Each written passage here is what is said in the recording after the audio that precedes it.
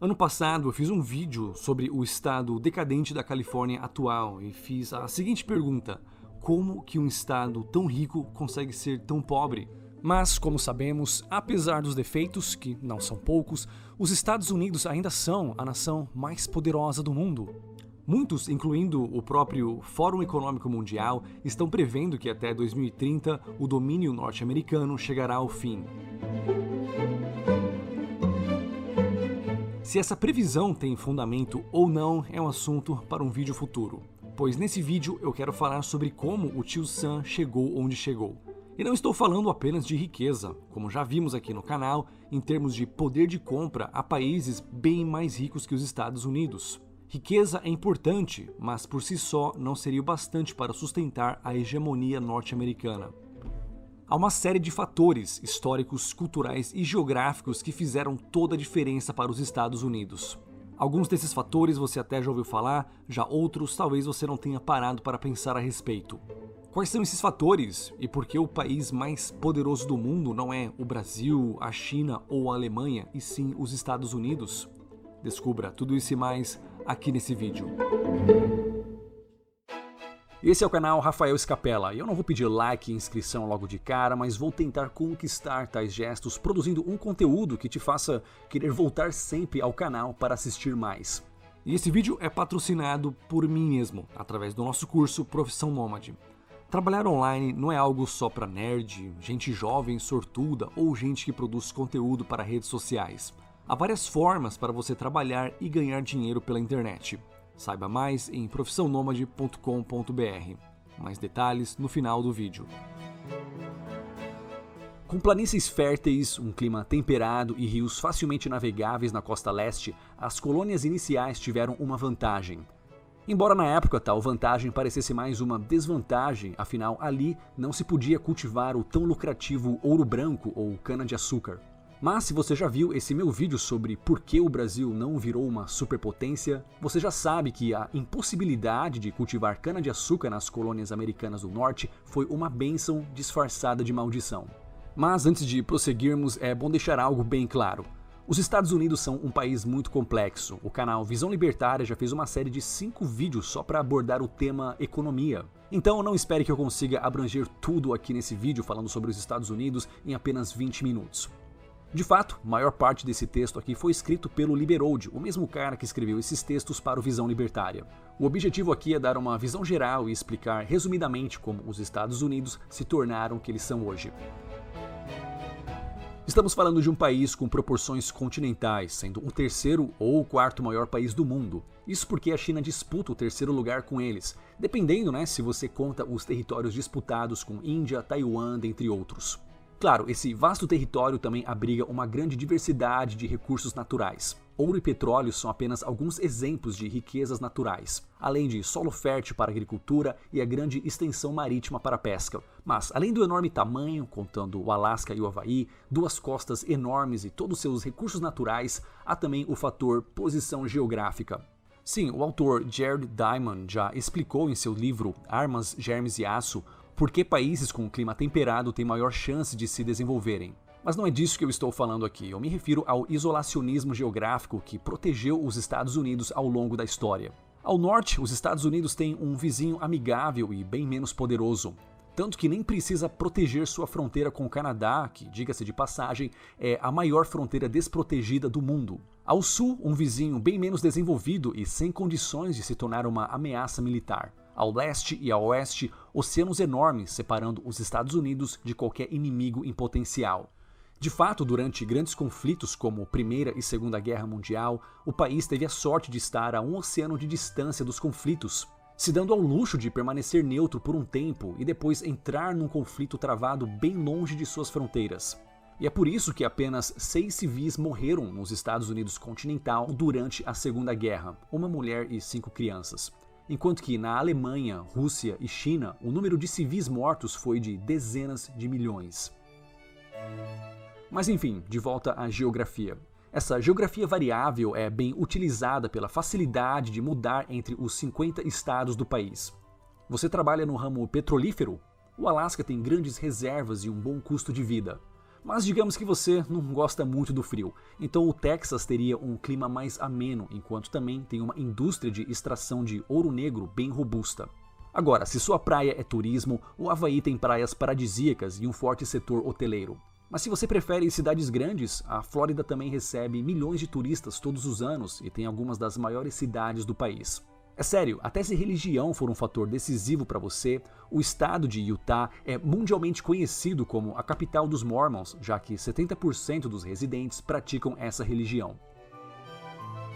Enfim, a variedade de opções é tão vasta que se você não está contente no seu estado, basta mudar para outro.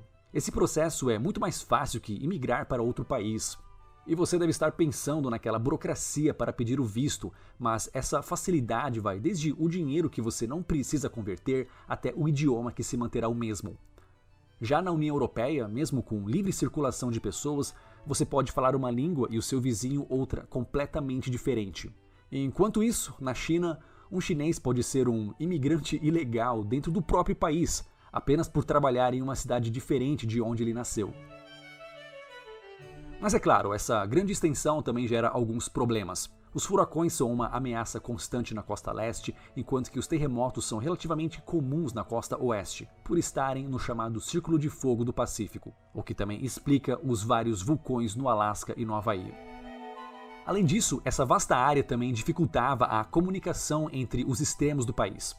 Não é nenhuma surpresa que formas de comunicação rápida surgiram nos Estados Unidos.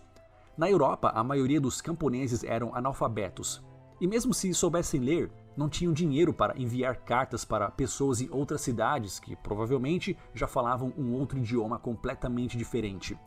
Então não havia necessidade de criar uma empresa de correios, se só quem utilizava eram nobres que, quando precisavam, mandavam mensageiros a cavalo para transmitir suas mensagens a outros nobres. Mas nos Estados Unidos essa demanda existia e era grande. Imagine dois irmãos nascidos em Nova York e um deles se mudou para a Califórnia por causa da Corrida do Ouro. Para manter em contato seria necessário uma forma de enviar correspondências, o que levou ao sistema postal a cavalo, que foi melhorado pelos trens, substituído pelo telégrafo, depois pelo telefone e hoje podemos falar com milhares de pessoas ao redor do mundo com apenas um clique graças à internet. História. Porém, para entender como os Estados Unidos se tornaram o que são hoje, é preciso entender seu passado. Como foi criado o país mais rico do mundo em números absolutos? Os Estados Unidos, como conhecemos hoje, começaram como 13 colônias britânicas na costa leste. Porém, diferente das demais colônias no continente americano, os Estados Unidos tinham um defeito: um clima semelhante ao europeu. Por que plantar algo nas colônias se as mesmas plantas podem ser cultivadas em solo europeu? Com o diferencial que não seria necessário pagar pelo transporte, além da Europa já dispor de tecnologias que aumentavam a produtividade. Então, quando um europeu pensava em se mudar para a América, escolhas como Cuba, onde havia uma grande plantação de açúcar, eram a escolha lógica. De fato, o Brasil era considerado infinitamente melhor que os Estados Unidos. Mas, se a vida lhe dá limões, faça uma limonada. Muitos colonos americanos que vieram povoar os Estados Unidos vieram não para fazer dinheiro rápido com produtos muito valiosos na Europa, mas para escapar dos conflitos entre reinos que eram muito comuns naquela época. E aqui já temos a primeira diferença do Brasil. Nos Estados Unidos, se você chegou em uma área que não tinha dono e passasse uma cerca, aquela terra já seria sua. Nada de ter que registrar em cartório com diversas vias e tributos. A apropriação de um terreno era muito simples.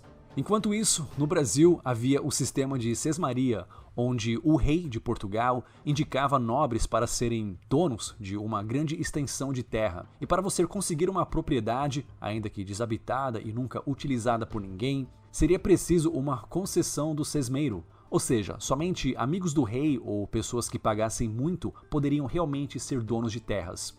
E olha que nem vamos falar da Lei de Terras, que é talvez uma das piores leis, altamente racista e ainda em vigor no Brasil. Mas, como dito anteriormente, a escolha de largar a Europa, o centro da tecnologia mundial, e vir para a América não era nada fácil. A viagem era muito perigosa e as mortes a bordo de navios eram constantes. Além disso, ninguém se mudava para os Estados Unidos esperando achar um bom emprego com um excelente salário. Quem mudava para o país fazia isso sabendo que teria que trabalhar muito, apenas com a esperança de que o que é seu não seria tomado pelo governo britânico. Infelizmente, por causa da crise causada por várias guerras na Europa, o governo inglês começou a invejar a prosperidade americana. Por isso, começaram a taxar literalmente tudo. Por causa disso, os Estados Unidos entraram em guerra contra os ingleses, obtendo sua independência em 1776. E na formação do país foi criada a Constituição Americana, que é ainda a mesma até hoje. Esse documento tinha um diferencial enorme das demais constituições ao redor do mundo. Ela reconhecia os direitos dos cidadãos, ao invés de conceder esses direitos. Parece algo sem importância, mas isso faz toda a diferença. A Constituição Americana diz que pessoas têm direitos naturais e invioláveis que nem mesmo o governo poderia invadir. Coisas como liberdade de expressão e de porte de armas são tão fortes nos Estados Unidos porque a Constituição reconhece que as pessoas têm esse direito independente do governo. Por outro lado, a Constituição brasileira, por exemplo, garante esse tipo de direito, ou seja, você não tem esse direito naturalmente, é pela bondade do governo que você ganhou esse direito de liberdade de expressão, por exemplo. E da mesma forma, como foi o Estado que supostamente lhe concedeu esse direito, ele pode tomá-lo sem o menor problema. Por causa disso, a economia americana cresceu exponencialmente, passando de uma colônia de agricultores para a maior economia do mundo. A garantia de que o que é seu não será tirado de você, ainda que por vezes seja desrespeitada, ainda é melhor que a garantia de que vão roubar o que lhe pertence. Porém, os Estados Unidos não teriam chegado até onde estão se o seu povo também não valorizasse tanto a liberdade. Cultura. Diferente dos imigrantes atuais, os primeiros colonos americanos não iam para a terra do tio Sam querendo achar um emprego que pagasse bem, permitindo uma boa qualidade de vida. Quem ia para os Estados Unidos era para trabalhar para si mesmo e ser dono de seu próprio nariz. Quem mudava para o país fazia isso sabendo que teria que trabalhar muito, apenas com a esperança de que o que é seu não seria tomado pelo governo britânico.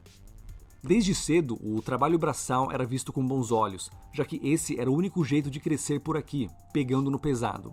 Já na América Central e no Brasil, quem pegava no pesado desde cedo eram os africanos e indígenas escravizados e impossibilitados de desfrutar do que produziam. Nesses lugares, a cultura desenvolveu-se da seguinte forma: um homem que pegava no pesado era visto, por outros homens e mulheres, como um coitado que tinha que trabalhar para algum senhor ou nobre mais afortunado. Já nos Estados Unidos colonial, um homem que pegava no pesado era visto com bons olhos, não só por outros homens que valorizavam o trabalho duro, mas também pelas mulheres, como um bom marido em potencial. Muitos sonhavam em criar empresas ou investir em tecnologias que iriam revolucionar o mundo, mas para isso estavam preparados para pegar no pesado e lutar pelos seus sonhos. Essa possibilidade de trabalhar e ficar com os frutos de seu trabalho atraiu diversos trabalhadores altamente produtivos. Mas, mais importante ainda, atraiu cérebros. Entenda uma coisa, na Europa daquela época, se você não fosse alguém de linhagem nobre, não importa quantos estudos ou experimentos apresentasse, ninguém da academia iria levar seu trabalho científico a sério. Mas nos Estados Unidos isso não importava. Melhor ainda, se aquilo que você descobriu fosse algo que melhorasse a vida dos outros, o lucro ficaria para você e não iria direto para os cofres do rei. Isso contrasta muito com o que ocorria no Brasil colônia. Um imigrante aqui que desejasse cultivar o solo teria que pagar aluguel para o dono, imposto para o governador da colônia e impostos para a coroa portuguesa. Enquanto isso, nos Estados Unidos, o colono só pagaria imposto para o estado onde ele reside. Um exemplo claro disso seria a Corrida do Ouro. Enquanto americanos se mudavam para o oeste do país em busca de ouro, pois caso encontrassem ficariam ricos, no Brasil, além dos impostos, 20% já pertencia à coroa portuguesa de imediato.